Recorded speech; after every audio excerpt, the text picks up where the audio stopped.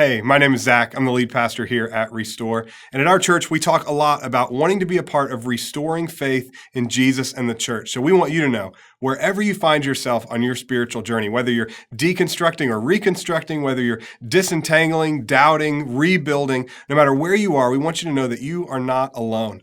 And we want to be a support for you as you journey down this road of faith. So if you have questions or you need support, we would love to chat with you. You can reach out to us through our website at restoreaustin.org, and we hope you enjoy this week's message. Hello. It's nice to see everyone here this morning. How are you guys feeling? Awesome. So just to give you guys a little bit of a background about me, I'm Charles. I'm one of the leaders here at Restore. My wife and I have been here since 2019, right before COVID. And we were church hopping for a while. We found Restore, we got here, got plugged in, we loved it. And we were like, okay, this is our church. And then COVID hit, we had to go home. It was a really weird time for, I'm sure, a lot of you guys as well. But we were plugged into a small group with good friends of ours now, John, Robin, and Catherine Stewart.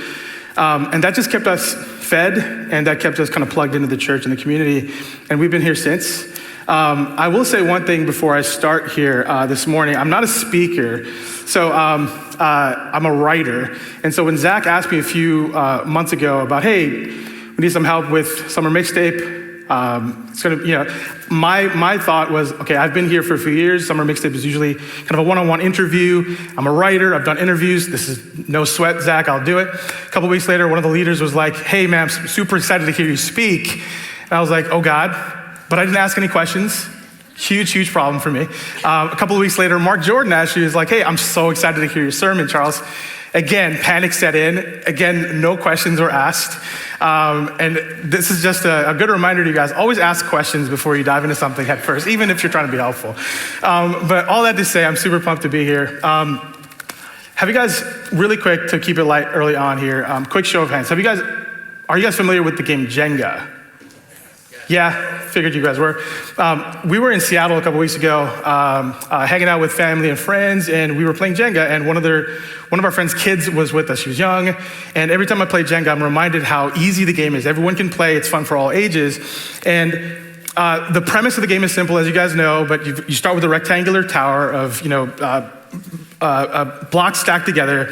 Every player takes a turn, takes a block out of the tower, and then stacks it on top. And as the game goes on, the tower gets taller, and you start seeing these like uneven, uncomfortable spaces in the tower, which makes the game interesting. And at some point, somebody messes up inevitably, and the tower comes tumbling down, right? And the game is fun because what you start with isn't what you end up with. It starts secure, and you end up with chaos. By around like move 10, you realize that like your entire group is devolved into like Lord of the Flies, and it's utter chaos and madness, and everything just becomes panic, right? The reason why I'm talking about Jenga on a Sunday morning, which is totally random, is because Jenga is a game of like one move at a time. It's one decision at a time. And each decision has these like massive ramifications for everything. Everyone takes turns taking either one good move, which can keep the game going, or one bad move, which immediately brings the game to a halt. All it takes is one. If I had to give my message or sermon, whatever you want to call it today, a title, it would be all it takes is one. And in the context of Jenga, it's one move, one decision. But I really want us, by the end of this, to be inspired to think of us and this idea of all it takes is one as a kind of a charge. Like, what if you can be the one person who can live life in a way that impacts that person next to you, even when you don't expect to, right? All it takes is one. There's a domino effect idea of all it takes is one, and it shows up in a lot of the cliches we all grow up hearing. You've probably heard some of the negative connotation phrases, like one too many or one false step. A chain is only as good as its weakest link. It's similar to the idea. One of my personal favorites, the idea of too many cooks spoil the broth, the idea of it's fine as it is, but if you introduce one new variable, it'll mess up the equilibrium, that kind of idea. On the flip side, though, one too many can also be a good thing. Be the change you want to see in the world, Gandhi's famous quote. There's also my childhood hero, Fred Rogers. He had this really amazing quote. When I was a boy and I would see scary things in the news, my mother would say to me, look for the helpers. You will always find people who are helping. And I think the point of all this that I'm trying to make here with this phrase, it only takes one, you can either be on the wrong side or the right side of things. Every decision we make can land us on either end. And my charge to you guys this morning is, as I kind of dive in here a little bit, is how will you show up this morning? And outside of church, individually, as a family, collectively, as a church group. And I want you to like sit with that, this question of identity, who you're gonna be. I want you to sit with that as I kind of unpack my past, my childhood, where I came from, and why I'm here today. It's a very jagged journey, as I'm sure a lot of you guys have also had, so I'm gonna share a little bit of that with you guys this morning. I grew up in New York, the boogie down Bronx, and my wife likes to make fun of me because I don't speak like I grew up in the Bronx anymore. At some point along the way, especially around college, I lost a lot of the New York affectations and the accent and stuff like that. So, for example, I say the word coffee now like a normal person, but when I was a kid, I think I said coffee or whatever it is. I can't even say it now because it's super embarrassing. But my relationship with God and church and like who I am today, it all is rooted in the Bronx. I grew up in a Christian home. My parents were super religious. My family was all really religious. And I am not exaggerating when I tell you guys, I was in church like 3, 4, 5 times a week. I wasn't a pastor's kid, but it always felt like it. There were always meetings of some sort to go to. And Sunday services for us weren't like 90-minute affairs. They weren't just worship, word, go home. They were like 4 or 5 hours. Service started at 8 a.m. It was like a whole thing. So that was like my life growing up for, up until college pretty much. And as a kid, though, amidst all the pomp and circumstance of all this church stuff, I felt as a kid something was amiss, and I just couldn't put my finger on it. And to give you context into that, when I was young, I read a lot, and I was really precocious, and my teachers saw that. I was one of those kids. Every class has that kid who's like really smart, knows all the answers. I was that dude when I was a kid. And I have this really funny thing to show you guys. I hope we have the image here. If not, I'll read it to you anyway. But in 2nd or 3rd grade, our teacher made us all do a project. She was trying to teach us the idea of stories. And so like the beginning, middle, end kind of framework. And the assignment was we each had to go home, write an original story, and we would bring it back to class and we would read it out loud. And then at the end, we would all decorate it and then hang it up outside. Simple project. All I had to do was write a story, all right? So everyone came to class with their little stories, and I came to class with a poem. Is it up there? Oh God, okay, amazing. All right, so this is me at 7 years old, just to kind of give you guys a glimpse into like the madness of Charles, right? I wrote a poem called Thoughts of an Orphan. I'm gonna read it really quickly. And my handwriting is still gibberish like this even today. Leaves live with trees, squirrels live with acorns, fish live with water, birds live with the air, but I live alone. Lions live in the jungle, dolphins live in the water, zebras live in the wild, eagles live with the wind, while I live alone. And I thought the but and the while at the end, those two lines, was really cool and smooth. That was me as like a 7-year-old, right? My teacher saw this, and immediately her initial reaction was, oh my God, this is amazing. She was really pleasantly surprised. But then I saw like a look of horror in her face, and I was 7, so I didn't really catch why, but she did call my parents over to school. And so you see where I'm going with this. So they were discussing my poem, and I've never seen my mom more pale than she was that day. Basically, my teacher, the school thought this is a cry for help. There's something wrong in the Samuel household. We need to check on this kid. We got to make sure things are okay. My mom was like, whatever you're doing, Charles, please tell them you're okay. And I was okay. I told everyone we were fine. I was just a normal kid putting myself in the shoes of an orphan and writing poetry. It was just whatever, right? I was just deep. That was my thing. And the reason why, this is a silly poem, obviously, but the reason why I bring this up is not just because it's funny, but I also want to kind of show you guys that as a kid, I was really observing things, not just in like the stuff that I was learning in school or reading in books or watching on TV or whatever, but I was also really noticing stuff that was happening in church. And being a kid that was in Sunday school and learning stuff about Jesus and how good he was and how much he cared about people, there's something that didn't align with like how my church was like functioning, and I'll kind of unpack that a little bit more. To tell you guys about my specific Indian church upbringing, I'm gonna give you guys a quick, truncated history lesson, and it's not gonna be perfect. There's a lot of amazing sources on this stuff in academia and amazing like documentaries and stuff on this. But I wanna talk about the Asian American immigrant experience, especially the church experience from like the 50s in America through like the 90s. And again, this is really truncated, and I know, no ethnic group is a monolith, and so what I'm gonna share is just based on data. I'm not gonna speak on behalf of all Indian people, but this is definitely stuff that I saw for myself. That period, the 50s to the 90s, was a period where there were a lot of folks coming from East Asia, Southeast Asia, and South Asia, especially for like health visas and like just healthcare jobs, and they brought their spouses. Those people who came first are called first generation immigrants, okay? Their kids, folks like me, I was born in New York, to immigrants. My parents came in the 70s and 80s. I'm considered a second generation immigrant. My wife is as well. So first generation, second generation. And this is true still to this day about a lot of immigrants. But oftentimes what you find with immigrants, especially in the first generation, they were well educated at home, but when they got to America, they couldn't necessarily work in their specialties right away unless they were credentialed up. So they would have to either pay up to take the tests and go back to school and do some stuff. Or in some cases, like they didn't have the option. They came to America to work and provide for their family, so they didn't have an option but to pivot. So a lot of doctors in India, for example, were trained to be doctors in India. They come to America and they can pay money and spend time to become a doctor here, or pivot and do something else. I know plenty of stories of like bus drivers who were doctors in India and things like that. My dad was an accountant in India when he came in the 70s. He couldn't be an accountant here, so he had to pivot.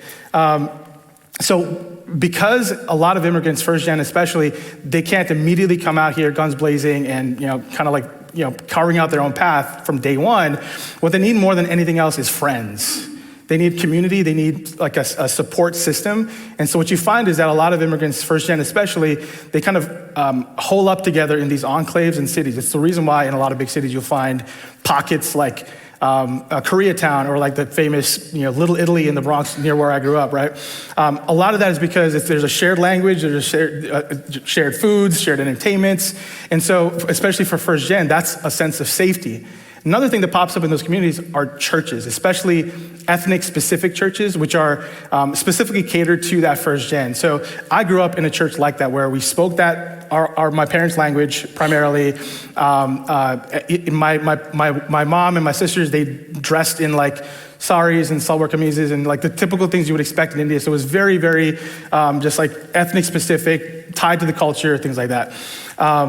And so in some ways, churches and these immigrants thrive together. So the church attracts people, these immigrants join the church, there's a diffusion of skills and interests and passions, the church grows, it attracts more people, so on and so forth, right?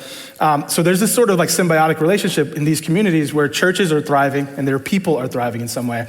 But there's also, and this is where my story comes in, and a lot of stories I learned as I became an adult, come in, when those churches are not led well, when those churches have poor leadership at the reins, there's this sort of toxicity that's brewing underneath.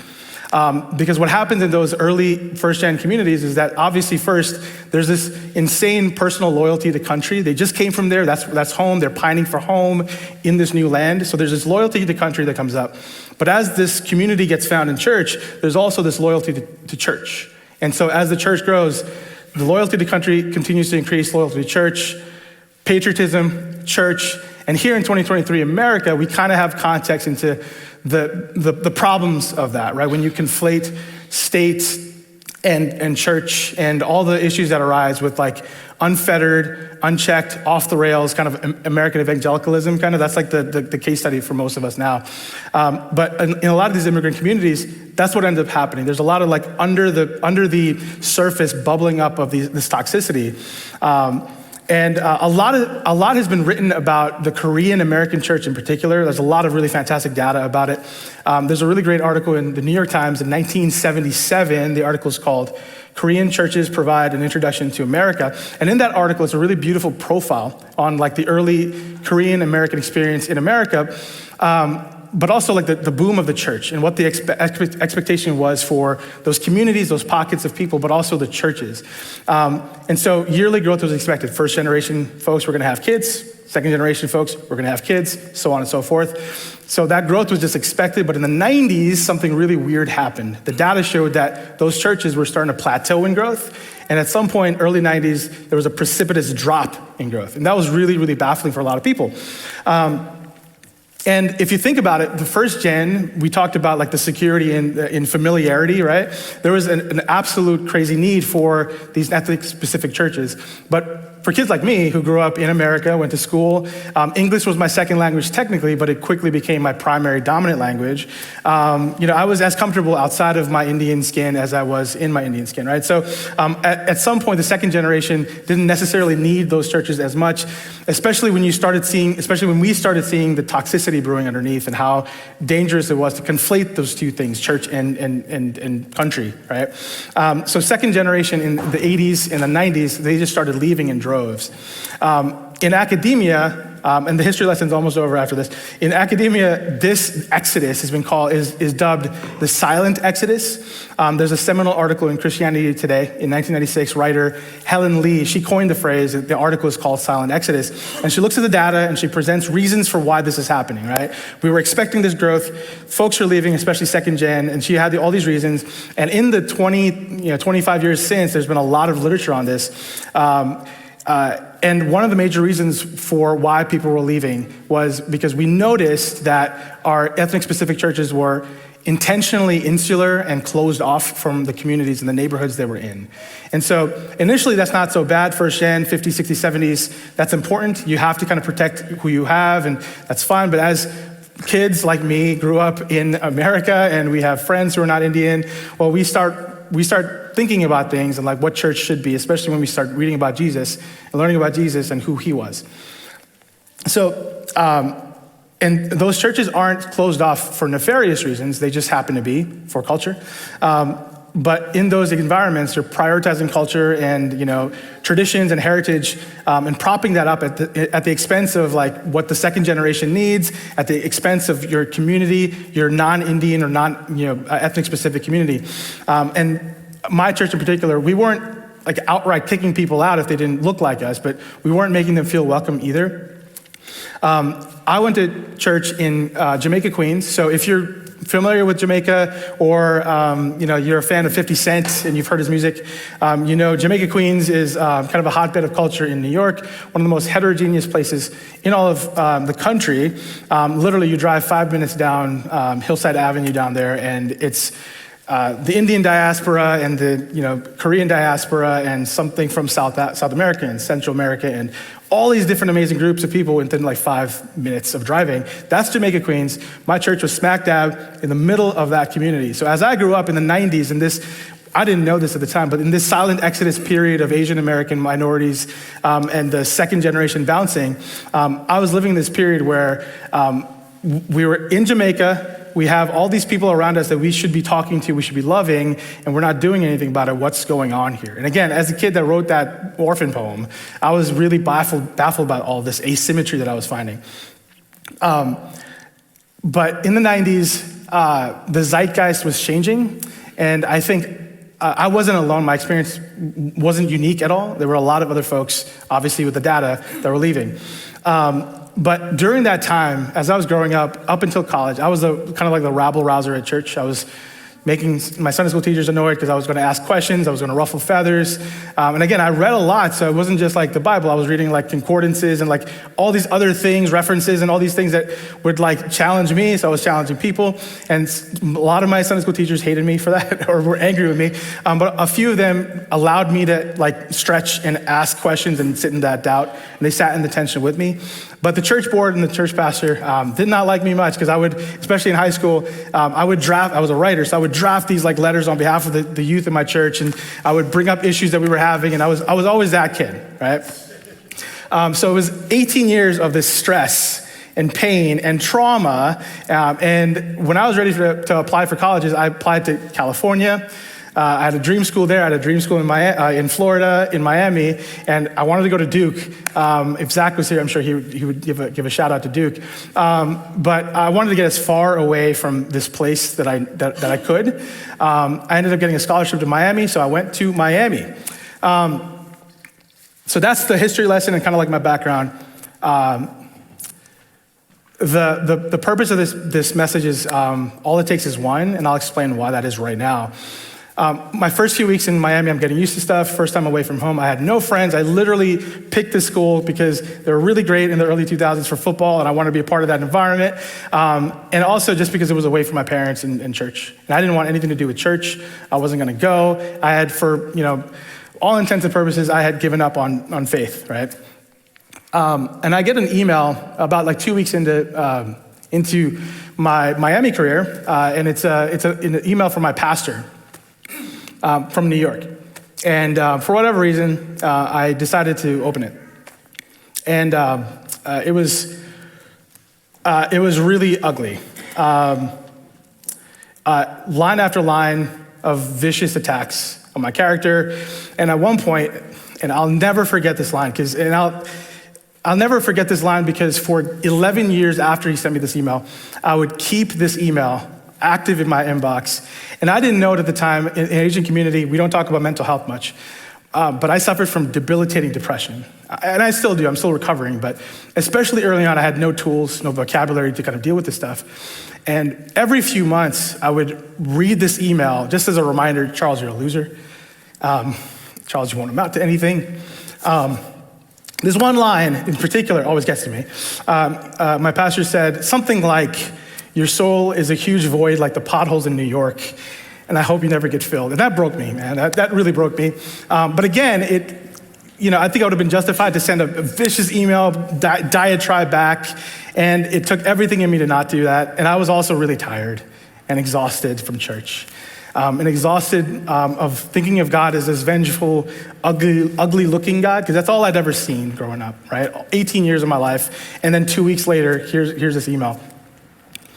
I remember reading that, and I was absolutely heartbroken, but I didn't respond. I just kept it there. And I should have deleted it. I absolutely should have deleted it, but I kept it there. I'm gonna fast forward. I was 18 at the time. At some point early on in college, I got acquainted with a church. It was because a friend was nagging me to go, and I went, and I actually really liked it. It was a church where the pastor seemed human, and people were asking questions, and they were okay with that. Everyone was kind of like on this journey together, kind of like what we feel like at Restore sometimes.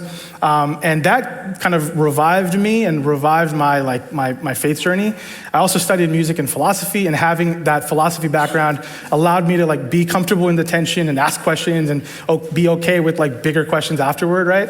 So my journey in my 20s was all about deconstruction, reconstruction, asking a lot of questions and being comfortable in this like unknown. That was okay. And as I finished school, I went back to New York. And I was a musician, I was a choir director, band leader, I was in a band, we traveled the country, all that stuff. All that stuff was happening. And just because I found God again, I guess, in my 20s, doesn't mean I had it all figured out. My mental health was still an issue. It was something that I didn't know was an issue.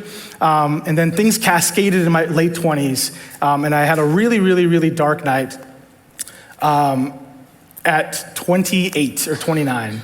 I remember it was an evening, I was sitting at home, I was living with my parents at the time, and just a lot of life stuff happened. It was just a cascading kind of stuff, I guess. And again, I had not reconciled any of my mental health issues, and I didn't even know that I had depression. But that night I prepared to like end things. So I was sitting at my desk, writing out my notes, or trying to, and I was sobbing, and every time I was sobbing, I had to wipe, and I couldn't keep writing, so I kept reminding myself, man, you're such a loser, you can't even finish this note. And it was just like this vicious cycle that night. And I for whatever reason, it was taking me way longer. I had everything planned out the next morning, what I was gonna do. And I remember at some point I just broke down. I couldn't finish it for whatever reason. I couldn't like continue. And corner of my desk, corner of my eye, my laptop, there's a little alert in the Google Gmail window, whatever. It was a message that I hadn't checked all day. It was just like kind of an alert. And for whatever reason, I decided to go there and check it. And it was a random friend of mine, a good friend of mine, it wasn't random, but it was a random message. I hadn't talked to him in months. And the message literally just said, hey man, I just wanted to let you know that I'm thinking about you. And there was that email from my pastor that broke me, and this message broke me in a totally different way. And I remember thinking, man, there's one person out there that's thinking about me. I cannot let him down. Then I started thinking about like, wait, there might be other people who also are thinking about me, and I don't want to let them down either. And so after some soul searching, I decided to crumple the paper, toss it away, get a good night's sleep, didn't carry out whatever I had planned, right? And that decision for my friend, it was a random thing. Actually, my wife and I met up with him. He didn't know this all happened that night. It was just a random nice message from a friend, right? We all do this sometimes. But my wife and I met up with him and his wife a few years ago, actually. So this is like 7 years later. And I pulled him aside one time and I was like, bro, I don't know if you remember that night, but that was a really dark night. This was gonna happen. And I saw your message. Do you remember that? And he was like, I have no idea what you're talking about. But we were crying. It was just like an amazing, powerful moment of like, you never know what someone's going through. Just check up on them. And so after that breakdown, I made some really critical life decisions. I moved to DC, switched careers, and started therapy, which is a huge thing. And that was like the impetus for all those things. I knew if that's probably not as bad as it could get, and I don't want it to get any worse than that night, right? And so for me, there's a lot of incidental moments throughout my life, and I'm sure all of us have these moments. It might not look like that email that I got that changed my life for a decade after. It might not be like that night when it's the darkest you've ever felt, where a friend reaches out to you, but we all have those moments where it only takes one, right? One person's email, one person's little nice gesture online somewhere. In the Bible, in Scripture, it's full of illustrations of all it takes is one. If you look at the Old Testament, you've got Noah and Moses, Joshua, Caleb, Rahab, Esther, David, plenty, right? You could go up and down the list.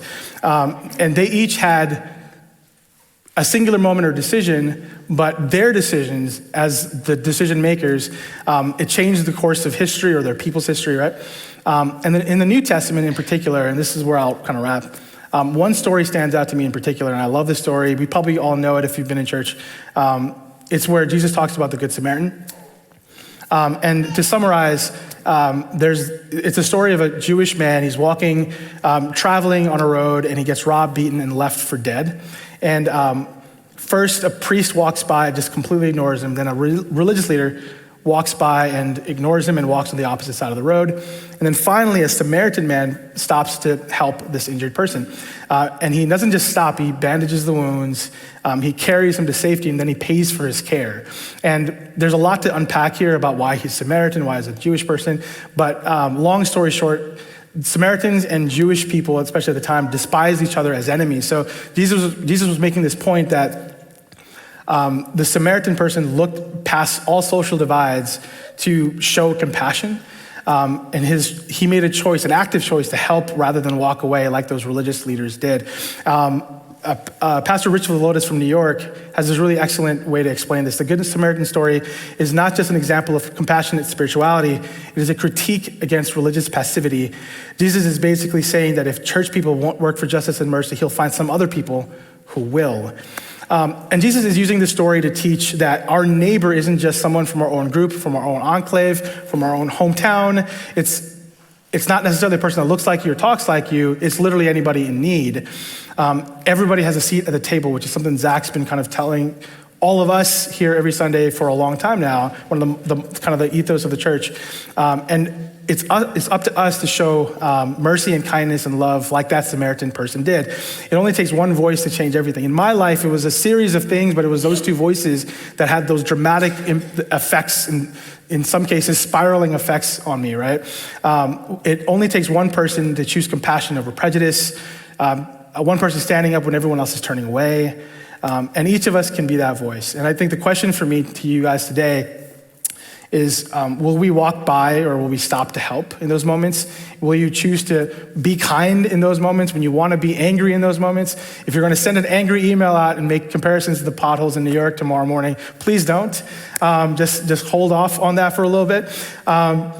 In some cases, we're the only Jesus other people will ever meet. There's a really great song. I think it's is it Tony Amos or Tori Amos from the 90s? What if God was one of us, just a slob like one of us? John Osborne? Yeah, there it is. Just a stranger on the bus. I should have done some research before that. Trying to make his way home is a beautifully simple song. And it's not exactly what I'm talking about here, but the idea is like, what if you're the only representation of Jesus someone ever gets? Do you want to be the person who sent that email, or do you want to be the person who's kind and caring and thoughtful, even in dark moments?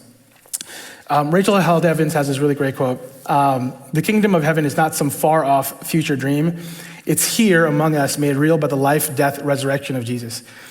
So will we be the one to stop and help when no one else will? Are we going to cross divides to love that supposed enemy in our lives?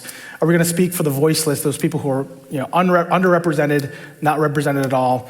And if you think about it, all around us, there's real brokenness everywhere, right? In our cities, in our schools, in our neighborhoods, in our families in some cases. There's real injustice that calls for real action, real suffering that calls for real care. Who's going to answer that call? My hope this morning is that that light of God is going to be found here amongst us, among us, inside all of our hearts. We're all on this journey together. Some of us are deconstructing, some of us are reconstructing, some of us are just kind of feeling it all out, and that's all okay. Because all it takes is one person. All it takes is one moment, one good action when there was another action to choose. So I want you guys this morning to be that one person who lives life in a way that dramatically changes someone else's life for the better, starting today. Thanks, guys.